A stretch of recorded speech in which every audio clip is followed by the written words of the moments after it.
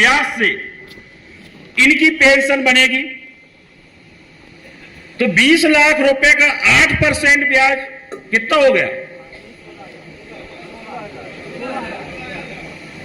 सही बता रहे हैं का? 1 साल का 20 लाख का कितना होगा?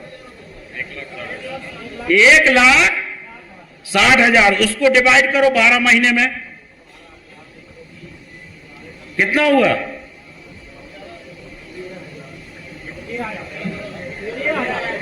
13,000।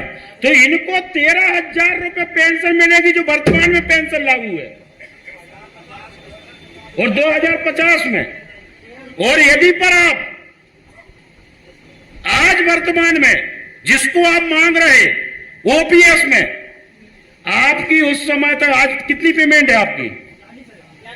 42,000। आप लिख के रख लो, जिस समय आप रिटायर हो गए उस समय आपकी पेमेंट होगी 2 लाख। जिस समय आप रिटायर होंगे उस समय आपकी पेमेंट होगी 2 लाख। और आपको पेंशन कितने मिलेगी? एनपीएस में यदि ओपीएस भी इनको मिल जाएगी तो 1 लाख रुपए पेंशन मिलेगी, और यदि यूपीएस भी मिलेगी तो 1 लाख रुपए पेंशन मिलेगी।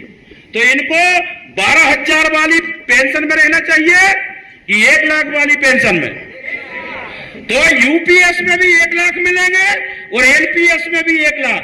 तो सरकार ये यूपीएस लागू कर रही, तो इन्हें स्वीकार करना चाहिए कि नहीं करना चाहिए? बजाओ ताली। अब जो 98 वाला है और रिटायर हो गया, नहीं, रिटायर होने वाले की बात क्या कर रहे हैं? अरे जो अभी नौकरी कर रहे थे उनकी तो सुन लो। जो अभी 98 वाला है, 98 वाला कौन है? ज्यादा पक्के बाल वाले ना खड़े होने। नहीं, 1.5 साल। अच्छा, आप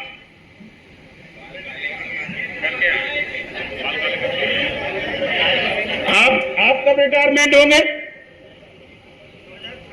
2026 में। आपके कितने साल बचे? 2 साल बचे। तो आप निश्चिंत रहे कि अभी कितनी वेतन मिल रही है आपको? 65। तो अभी आपका मामला लटका हुआ है। वो जब सरकार का सम्मेलन होगा, यदि ये लागू कर देते हैं तो कम से कम आपको 15-20 हजार रुपया पेंशन चालू हो सकती है। क्योंकि यदि आप एनपीएस में लागू होंगे तो अभी इनके 17-18 हजार रुपए।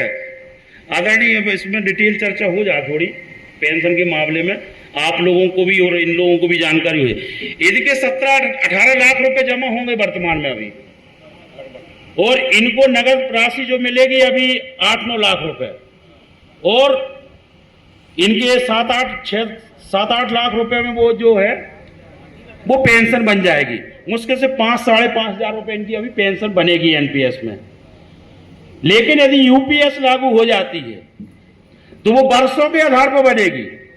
तो उसमें न्यूनतम वर्ष जो है 10 वर्ष, कि 10 वर्ष में अब आपको पेंशन, यहां पर जितने कर्मचारी बैठे हुए इसमें बहुत कम ऐसे होंगे कि जिनको 70-75 हजार रुपए पेंशन ना मिले। अब आप पूछोगे कैसे मिलेगी? इसलिए मैं कहता हूं कि उसमें घिसी पिसी बातों में नहीं रहे हो। आपको जब 2006 में 6वां वेतनमान लागू हुआ तब आपके बेसिक में कितने का गुणा हुआ? 1.62। और जब आपके 7वां वेतनमान लागू हुआ तब उसके बेसिक में कितना गुणा हुआ आपके?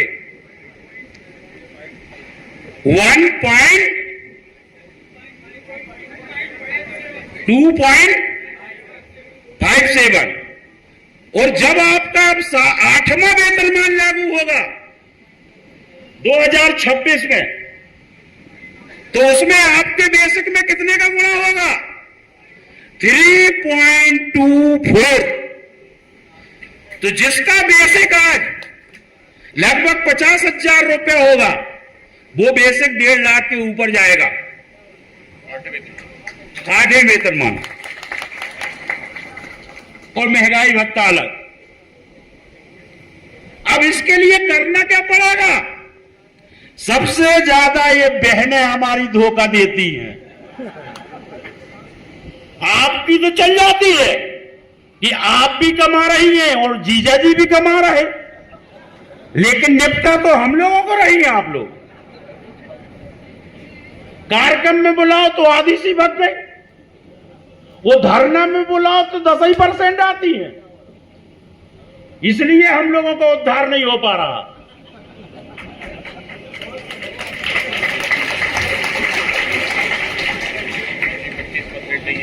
बहुत से मास्टर है हमारे, पहले तो उनकी शादी हुई कि इनकी पक्की नौकरी हो गई, और अब कुछ लोगों ने बता दिया कि इनको पेंशन नहीं मिलेगी, तो कछ इनकी शादी नहीं हो पा रही।